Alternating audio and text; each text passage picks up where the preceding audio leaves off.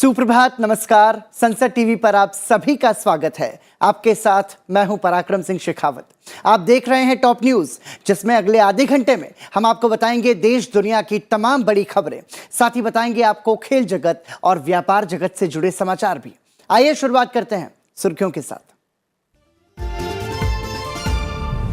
आज होगा गुजरात विधानसभा चुनावों का ऐलान। दोपहर 12 बजे चुनाव आयोग की होगी प्रेस कॉन्फ्रेंस। 28 फरवरी 2023 को विधानसभा का कार्यकाल हो रहा है पूरा।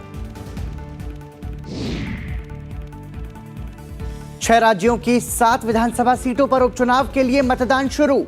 भाजपा जदयू गठबंधन टूटने के बाद बिहार में पहला चुनाव। केंद्रीय सतर्कता आयोग का जागरूकता सप्ताह। प्रधानमंत्री आज करेंगे संबोधित। सीवीसी की शिकायत प्रबंधन प्रणाली पोर्टल का करेंगे शुभारंभ। नैतिकता और अच्छे व्यवहार पर पुस्तिकाओं की विशेष श्रृंखला का होगा विमोचन। महंगाई को काबू करने का फेडरल रिजर्व बैंक का बड़ा फैसला।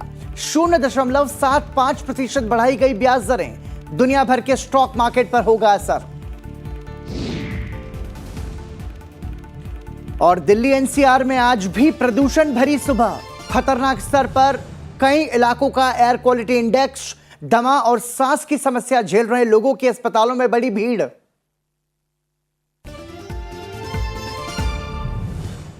और आइए अब नजर डालते हैं खबरें विस्तार से।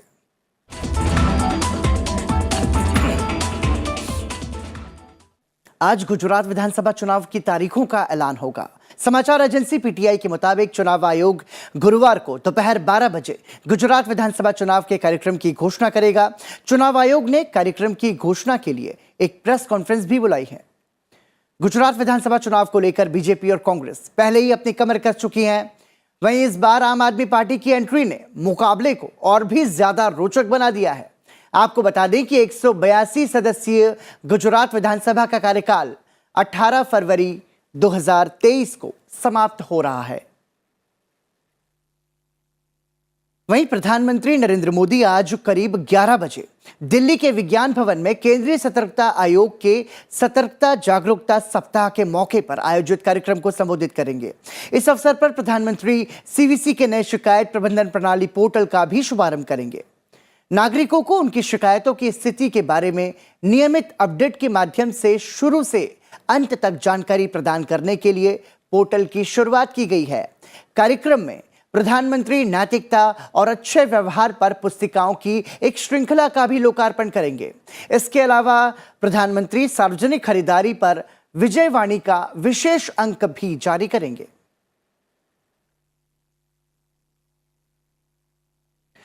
प्रधानमंत्री नरेंद्र मोदी की अध्यक्षता में केंद्रीय मंत्रिमंडल की बैठक में कई महत्वपूर्ण फैसले लिए गए हैं। इसमें रबी मौसम में उर्वरकों के लिए सब्सिडी और अरुणाचल के नए हवाई अड्डे के नाम के प्रस्ताव को मंजूरी दी गई है। सरकार ने डेनमार्क के साथ जल संसाधन क्षेत्र में समझौता ज्ञापन को भी मंजूरी दी है। केंद्रीय कैबिनेट ने फॉस्फेटिक और पोटाश उर्वरक पर पोषक तत्व आधारित नई दरों को मंजूरी दी है। इससे इन उर्वरकों की लागत अब पहले से घट जाएगी। कैबिनेट ने इस सब्सिडी के लिए 51,875 करोड़ रुपयों की मंजूरी दी है।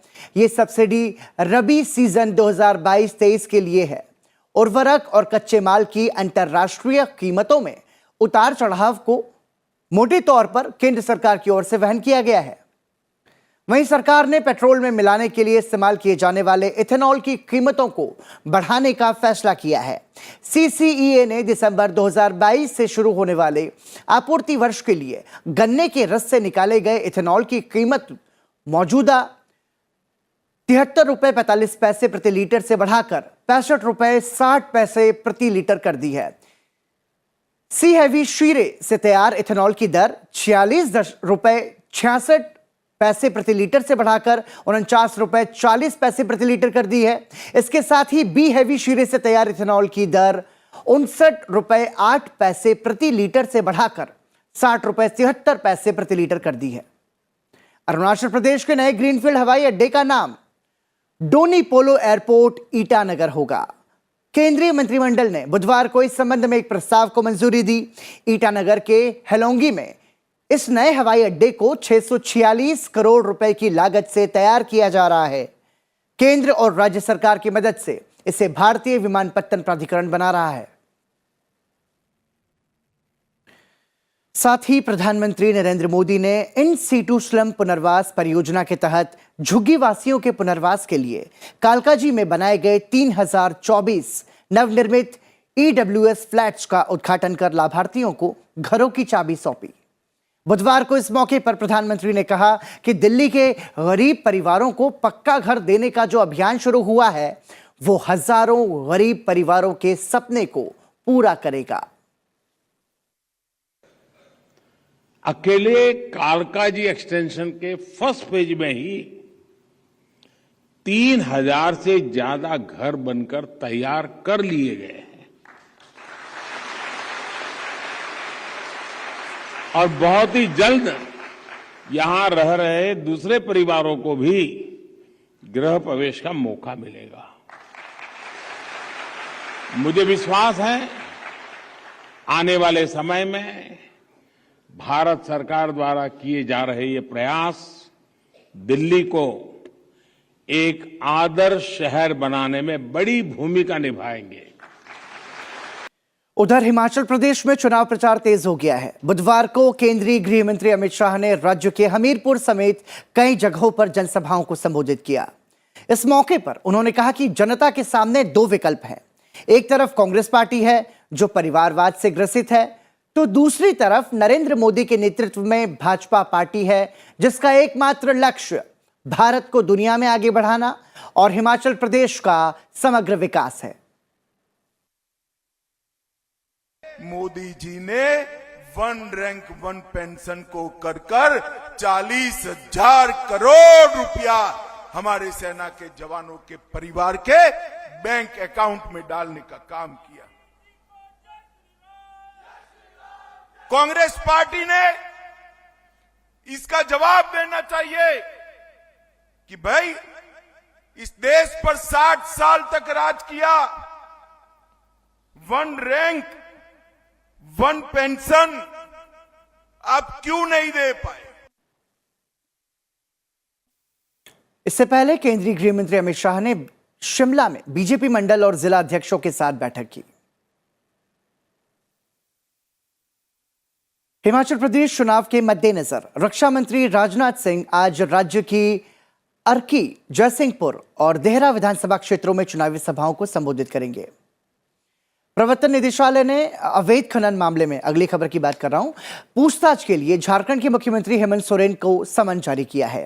हेमंत सोरेन को आज सुबह करीब 11:30 बजे रांची स्थित ईडी के कार्यकाल में पूछताछ के लिए हाजिर होने के लिए कहा गया है। मुख्यमंत्री को पूछताछ के लिए समन जारी करने का मुख्य कारण उनके विशेष प्रतिनिधि पंकज मिश्रा द्वारा अवैध खनन में शामिल होने और 42 करोड़ रुपए से अधिक की संपत्ति अर्जित करने के अलावा अन्य कई मामले हैं। इसमें मनी लॉन्ड्रिंग के आरोप में फंसी आईएएस अधिकारी पूजा सिंघल को खान विभाग में पदस्थापित करने के कारणों के अलावा प्रेम प्रकाश के घर से मुख्यमंत्री आवास की सुरक्षा के लिए तैनात जवानों के नाम आवंटित 2 AK-47 और 60 गोलियों का मिलना शामिल है। वहीं आज यूपी, बिहार और महाराष्ट्र और साथ में हरियाणा और तेलंगाना की 7 विधानसभा सीटों पर उपचुनावों के लिए वोटिंग शुरू हो चुकी है। 6 नवंबर को इन सभी सीटों के वोटों की गिनती की जाएगी। जिन 7 सीटों पर उपचुनाव हो रहा है उनमें 2-2 सीटों पर भाजपा और कांग्रेस का कब्जा था। वहीं 3 सीटों पर बीजेडी, शिवसेना और आरजेडी थे। इसमें मुंबई की अंधेरी ईस्ट समेत हरियाणा का आदमपुर, बिहार की मोकाराम और गोपालगंज, तेलंगाना का मुनीगोडे, उत्तर प्रदेश की गोला गोकर्णनाथ और ओडिशा की धामनगर सीट शामिल है। और अब बात करते हैं राजधानी दिल्ली के प्रदूषण की। दिल्ली और एनसीआर में आज और दिनों की अपेक्षा कुछ ज्यादा ही प्रदूषण दिखाई दिया। राष्ट्रीय राजधानी में आज गुरुवार सुबह सड़कों पर ऐसा लगा मानो कोहरे की चादर फैली हो, लेकिन असलियत में ये दम घोटू प्रदूषित धुंध है। यही हाल आज सुबह से पूरे एनसीआर का है। राष्ट्रीय राजधानी में वायु गुणवत्ता सूचकांक, जिसे हम एयर क्वालिटी इंडेक्स भी कहते हैं, वर्तमान में 364 है, जो कि बहुत खराब श्रेणी में है। दिल्ली एनसीआर में हवा की गुणवत्ता में गिरावट जारी है। वायु गुणवत्ता सूचकांक वर्तमान में नोएडा में वेरी पुअर श्रेणी में 393, गुरुग्राम में वेरी पुअर श्रेणी में 318 और दिल्ली एयरपोर्ट टर्मिनल 3 के पास 333 है।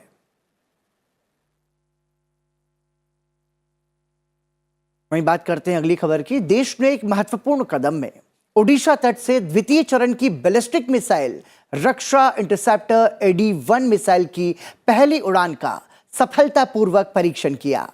रक्षा मंत्रालय ने कहा कि विभिन्न स्थानों पर स्थित सभी बैलिस्टिक मिसाइल रक्षा हथियार प्रणाली की भागीदारी के साथ AD-1 मिसाइल का परीक्षण किया गया। DRDO ने बुधवार को ओडिशा के तट पर APJ अब्दुल कलाम द्वीप से यह परीक्षण सफलतापूर्वक पूरा किया। AD-1 एक लंबी दूरी की इंटरसेप्टर मिसाइल है, जिसे लंबी दूरी की बैलिस्टिक मिसाइल के साथ साथ विमानों को रोकने के लिए डिजाइन किया गया है। यह 2 चरणों वाले ठोस मोटर द्वारा संचालित है और इसे लक्ष्य तक सटीक मार्गदर्शन के लिए स्वदेश में विकसित उन्नत नियंत्रण प्रणाली, नौवहन और मार्गदर्शन एल्गोरिदम से लैस किया गया है। और इस खबर के साथ फिलहाल रुक रहे हैं एक छोटे से ब्रेक के लिए। ब्रेक के बाद आपको बताएंगे अंतर्राष्ट्रीय जगत से जुड़ी बड़ी खबरें। कहीं जाइएगा मत, तुरंत लौट रहे हैं।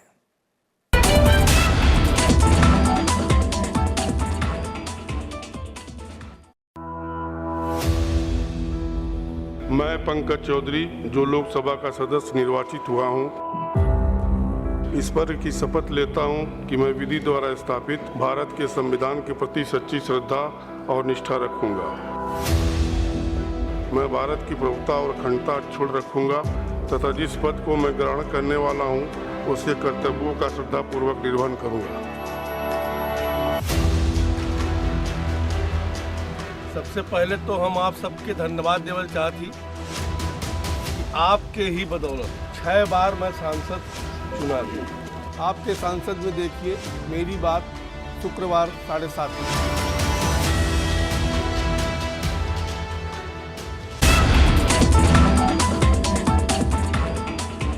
ब्रेक के बाद एक बार फिर आपका स्वागत। आप देख रहे हैं टॉप न्यूज और अंतर्राष्ट्रीय खबरों से पहले एक नजर डालते हैं टॉप 10 हेडलाइंस पर। राष्ट्रपति द्रौपदी मुर्मू आज नागालैंड के दौरे पर रहेंगी। इस दौरान वो आइजोल में मिजोरम विश्वविद्यालय के 17वें दीक्षांत समारोह में भाग लेंगी और मिजोरम राज्य में शिक्षा संबंधी विभिन्न परियोजनाओं का उद्घाटन करेंगी। शाम को राष्ट्रपति राजभवन आइजोल में मिजोरम सरकार द्वारा उनके सम्मान में आयोजित नागरिक स्वागत समारोह में शामिल होंगी। उपराष्ट्रपति जगदीप धनखड़ से राज्यसभा के उपसभापति हरिवंश, राज्यसभा सदस्य दर्शना सिंह और हरभजन सिंह ने मुलाकात की। यह मुलाकात बुधवार को उपराष्ट्रपति निवास में हुई। लोकसभा अध्यक्ष ओम बिरला ने अरुणाचल प्रदेश के युवा नेता और विधायक जम्बे ताशी के असामयिक निधन पर दुख जताया। अपने शोक संदेश में लोकसभा अध्यक्ष ने उनके परिवार और प्रशंसकों के प्रति संवेदना प्रकट करते हुए पवित्र आत्मा की मुक्ति के लिए प्रार्थना की। हरियाणा के 9 जिलों में पंचों और सरपंचों के 3 चरणीय चुनाव के पहले चरण में 9 जिलों में कुल 81.4% मतदान दर्ज किया गया। भिवानी, झज्जर, जिंद, कैथल, महेंद्रगढ़, नूह, पंचकूला, पानीपत और यमुनानगर में सुबह 7 बजे से शाम 6 बजे तक मतदान हुआ। इन जिलों में कुल 49 लाख मतदाता हैं। स्वतंत्र भारत के पहले मतदाता श्याम शरण नेगी ने बुधवार को कल्पा में अपने घर से पहली बार बैलेट पेपर से 14वीं विधानसभा के लिए मतदान किया। किन्नौर के नेगी ने इस चुनाव में डाक मतपत्र के जरिए 34वीं बार मतदान किया। प्रधानमंत्री नरेंद्र मोदी ने 106 वर्षीय श्याम सिंह नेगी की प्रशंसा की और कहा कि उनका यह प्रयास युवा मतदाताओं के लिए चुनाव में भाग लेने और हमारे लोकतंत्र को मजबूत करने के लिए एक प्रेरणा के रूप में काम करेगा। दीनदयाल अंत्योदय योजना के तहत ग्रामीण विकास मंत्रालय और पतंजलि ने एक समझौता ज्ञापन पर हस्ताक्षर किए। इस योजना से स्वयं सहायता समूहों को मजबूती और परस्पर लाभ पर बल दिया गया है। इस समझौते के अंतर्गत महिला स्वयं सहायता समूह के बनाए गए उत्पादों को पतंजलि के स्टोर्स के माध्यम से बेचा जाएगा। 3 दिवसीय धर्मशाला अंतर्राष्ट्रीय फिल्म महोत्सव 2022 आज से धर्मशाला में शुरू होगा। इसमें भारत सहित दुनिया भर के 32 देशों की पुरस्कार विजेता, ऑस्कर नामित नवीनतम और बेहतरीन 80 फिल्मों को प्रदर्शित किया जाएगा। मानसिक स्वास्थ्य के बारे में मिथकों को दूर करने और बेहतर जागरूकता को बढ़ावा देने के लिए निमहंस 3 नवंबर यानी कि आज अपनी तरह के पहले मानसिक स्वास्थ्य संथे की मेजबानी करेगा। इस कार्यक्रम में दर्जनों मानसिक स्वास्थ्य संगठन और हितधारक शामिल होंगे जो अपनी सेवाओं का प्रदर्शन करेंगे। पेंशन धारकों के लिए डिजिटल जीवन प्रमाण पत्र जमा करने और चेहरे के सत्यापन करने वाले ऐप के उपयोग के लिए राष्ट्रव्यापी अभियान की घोषणा की गई है। इसकी घोषणा केंद्रीय मंत्री डॉक्टर जितेंद्र सिंह ने की। उन्होंने कहा कि अमृत काल में डिजिटल रूप से सशक्त पेंशन धारक एक डिजिटल रूप से सशक्त राष्ट्र के निर्माण में सहायक होगा।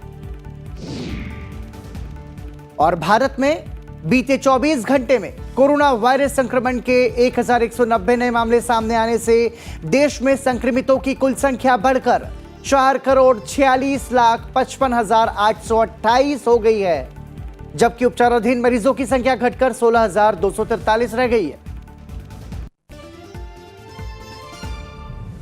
और टॉप 10 हेडलाइंस के बाद आइए अब नजर डालते हैं अंतर्राष्ट्रीय खबरों पर। अमेरिका के राष्ट्रपति जो बाइडेन ने लोकतंत्र के लिए खतरा पैदा करने वालों और राजनीतिक हिंसा फैलाने वालों को चेताया है। उन्होंने कहा कि अमेरिकी लोकतंत्र पर हमले हो रहे हैं। उन्होंने नाम लिए बगैर पूर्व राष्ट्रपति डोनाल्ड ट्रंप को इन हमलों का जिम्मेदार ठहराया। You know, American democracy is under attack because the defeated former president of the United States refuses to accept the results of the 2020 election. He refuses to accept the will of the people.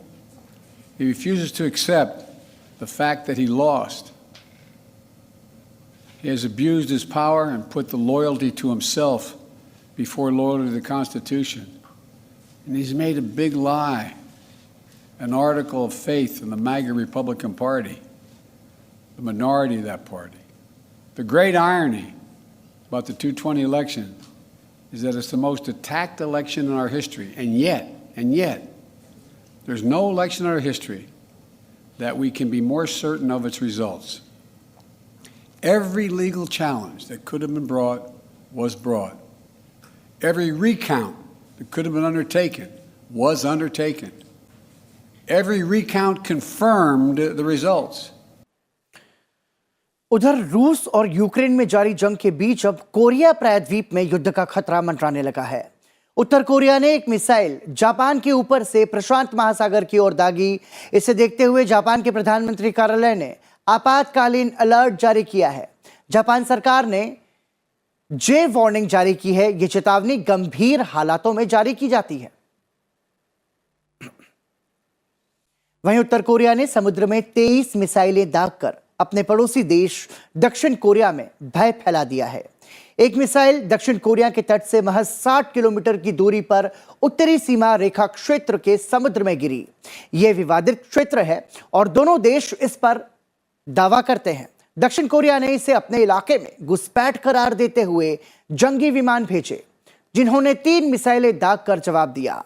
दक्षिण Korea ने भारतीय समय के मुताबिक बुधवार देर रात दावा किया कि उत्तर कोरिया ने नवीनतम हथियारों के परीक्षण के दौरान समुद्र में मिसाइल दागी हैं। रूसी राष्ट्रपति व्लादिमीर पुतिन के प्रवक्ता दिमित्री पेस्कोव ने दावा किया है कि सितंबर में अमेरिकी राष्ट्रपति जो बाइडेन के इशारे पर ब्रिटेन ने नॉर्ड स्ट्रीम गैस पाइपलाइन पर हमला किया था। पेस्कोव ने कहा कि रूसी खुफिया एजेंसी के अधिकारियों के पास ब्रिटेन की पूर्व प्रधानमंत्री लिज ट्रस के मोबाइल फोन का डेटा हाथ लगा है। पेस्कोव के मुताबिक रूस पहले से ही जर्मनी के पास सितंबर में हुए इस हमले में ब्रिटिश सैन्य विशेषज्ञों का हाथ होने की बात कहता आ रहा है, लेकिन ट्रस के फोन के डेटा से यह साफ हो जाता है कि अमेरिका और ब्रिटेन ने मिलकर इस हमले को अंजाम दिया है। रूस ने काला सागर के रास्ते से अनाज के नौवहन के करार को फिर से शुरू करने की घोषणा की है। इसका दावा तुर्की ने किया है। रूस ने बुधवार को कहा कि वो अनाज सौदे में फिर से शामिल हो रहा है। रूस की तरफ से समझौते में अपनी भागीदारी स्थगित करने के बाद दुनिया भर में अनाज आपूर्ति को लेकर संकट की स्थिति पैदा हो गई थी। अमेरिका के फ्लोरिडा के एक हाई स्कूल में राइफल से 17 छात्रों और कर्मचारियों की हत्या करने वाले निकोलस क्रूज को कोर्ट ने औपचारिक रूप से आजीवन कारावास की सजा सुनाई है। हमले में बचे लोगों और पीड़ितों की गवाही सुनने के बाद अदालत ने क्रूज को आजीवन कारावास की सजा सुनाई। एक पीठ ने पिछले महीने 24 वर्षीय क्रूज को मृत्युदंड की सजा से बचाने के लिए मतदान किया था। इससे पहले क्रूज को पिछले साल अपने हिंसात्मक आचरण के तहत 14 फरवरी 2018 को पूर्व नियोजित एक हत्या के लिए दोषी ठहराया गया था। फिर इस साल की शुरुआत में एक अन्य मामले में 3 महीनों की सजा सुनाई गई थी। पृथ्वी पर अक्षय ऊर्जा का उपयोग कर उससे 100% बिजली का उत्पादन व्यवहारिक नहीं है, लेकिन नासा के वैज्ञानिकों का दावा है कि चंद्रमा पर यह बिल्कुल संभव है। नासा ने बताया कि कैसे चंद्रमा पर सौर ऊर्जा के बिना भंडारण के ही 100% बिजली उत्पादन किया जा सकता है। चंद्रमा पर एक बड़ी चुनौती ऊर्जा की आवश्यकता की पूर्ति की है। वहां बस्ती बनाने के लिए योजनाओं की संभावनाएं तलाशी जा रही है। और अंतर्राष्ट्रीय खबरों के बाद आइए अब नजर डालते हैं आर्थिक जगत की खबरों पर बिजनेस बस के जरिए।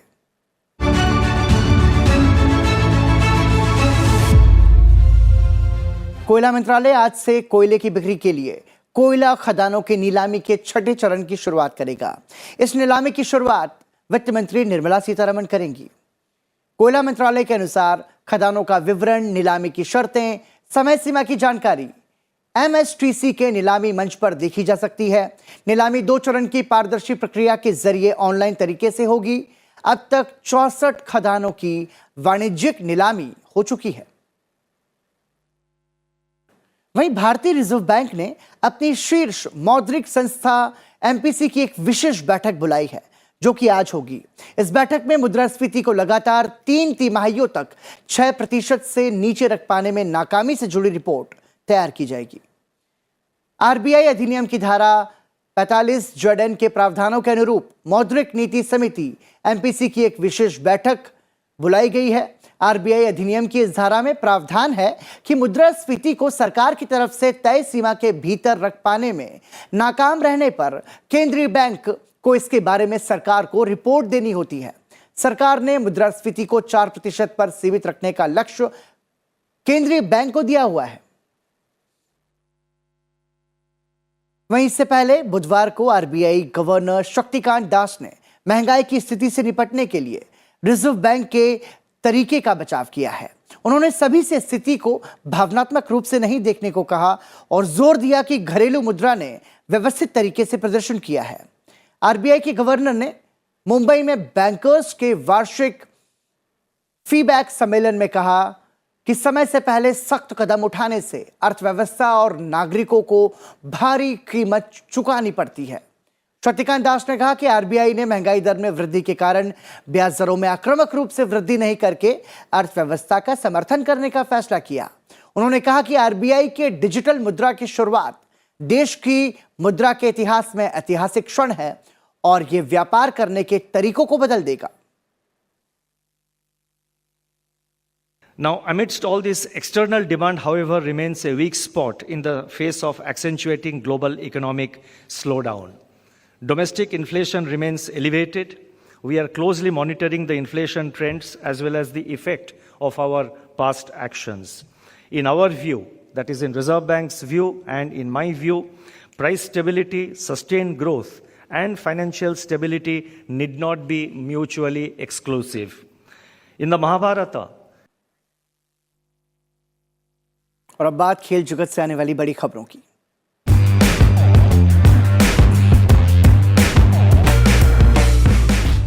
और भारतीय क्रिकेट प्रेमियों के लिए कल की शाम बेहद शानदार रही, क्योंकि भारत ने बांग्लादेश को हराकर सेमीफाइनल में प्रवेश कर लिया। और इसी के साथ ऑस्ट्रेलिया में चल रहे T20 विश्व कप के दौरान आज ग्रुप 2 का एक मुकाबला खेला जाएगा। ये मुकाबला पाकिस्तान और साउथ अफ्रीका के बीच सिडनी के मैदान पर खेला जाएगा। दोनों टीमों के बीच ये मुकाबला दोपहर 1:30 बजे से शुरू होगा। बात करें अंक तालिका की तो साउथ अफ्रीका 5 अंक के साथ ग्रुप तालिका में दूसरे स्थान पर है। ऐसे में उसकी कोशिश जीत के साथ सेमीफाइनल में अपनी सीट पक्की करने की होगी। वहीं 3 मैचों में एकमात्र जीत हासिल करने वाली पाकिस्तान की टीम की कोशिश जीत हासिल कर सम्मान बचाने की होगी। और जैसा कि आपको बताया कि भारत ने बुधवार को एक रोमांचक मुकाबले में बांग्लादेश को 5 रन से हराकर सेमीफाइनल में अपनी जगह पक्की कर ली है। हालांकि वो अपने ग्रुप में टॉप पर रहती है या दूसरे नंबर पर, ये आज के मैच के नतीजे के बाद तय हो जाएगा। टॉप न्यूज में फिलहाल इतना ही, लेकिन आपको छोड़े जाते हैं आज के दिन यानी कि 3 नवंबर की तारीख से जुड़े इतिहास के साथ। आप देखते रहिए सनसेट टीवी, अपना ख्याल रखिएगा। मुझे दीजिए इजाजत, नमस्कार। 3 नवंबर साल 1957 में सोवियत संघ ने स्पुतनिक 2 लॉन्च किया। इस लॉन्च में सोवियत संघ ने लाइका नाम के कुत्ते को अंतरिक्ष में भेजा। इस तरह 6 किलो वजन की लाइका ने इतिहास रचा। वह स्पेस में जाने वाली पहली जीवित प्राणी बनी। उसे लेकर गया सैटेलाइट साल 1958 में पृथ्वी के वायुमंडल में प्रवेश करते समय नष्ट हो गया। हालांकि वह कितने समय जीवित रहे यह एक बड़ा रहस्य बना रहा। रूसी भाषा में लाइका भौंकने को कहा जाता है और वहीं से इसका नाम रखा गया था। 3 नवंबर साल 1906 में भारतीय सिनेमा के युग पुरुष पृथ्वीराज कपूर का जन्म पंजाब प्रांत के फैसलाबाद में हुआ। उन्होंने एक्टिंग की शुरुआत पेशावर के थिएटर ग्रुप से शुरू की। साल 1931 में भारत की पहली बोलती फिल्म आलम आरा में पृथ्वीराज कपूर ने महज 24 साल की उम्र में जवानी से लेकर बुढ़ापे तक की भूमिका निभाई। साल 1944 में पृथ्वीराज कपूर ने मुंबई के मशहूर और देश भर में आधुनिक थिएटर के प्रणेता माने जाने वाले पृथ्वी थिएटर की नींव रखी। 1960 में मुगले आजम में अकबर का किरदार निभाकर उन्होंने सबके सामने अभिनय की उत्कृष्ट मिसाल पेश की। साल 1972 में उनकी मृत्यु के बाद उन्हें दादा साहब फाल्के पुरस्कार से नवाजा गया। कला के क्षेत्र में अभूतपूर्व योगदान के लिए उन्हें साल 1969 में पद्म भूषण से सम्मानित किया गया। 3 नवंबर साल 1933 में जन्मे प्रख्यात अर्थशास्त्री अमर्त्य सेन का आज 89वां जन्मदिन है। सेन का जन्म कोलकाता के शांति निकेतन में हुआ। अमर्त्य एक बंगाली शब्द है जिसका अर्थ होता है अमर। अमर्त्य सेन ने अपने करियर की शुरुआत एक शिक्षक और अनुसंधान विद्वान के तौर पर की। उनका ग्लोबल इकोनॉमी में अतुलनीय योगदान रहा है। बांग्लादेश की मानद नागरिकता से सम्मानित अमर्त्य सेन को साल 1998 में अर्थशास्त्र के नोबेल पुरस्कार से सम्मानित किया गया। साल 1999 में उन्हें भारत रत्न से भी सम्मानित किया गया।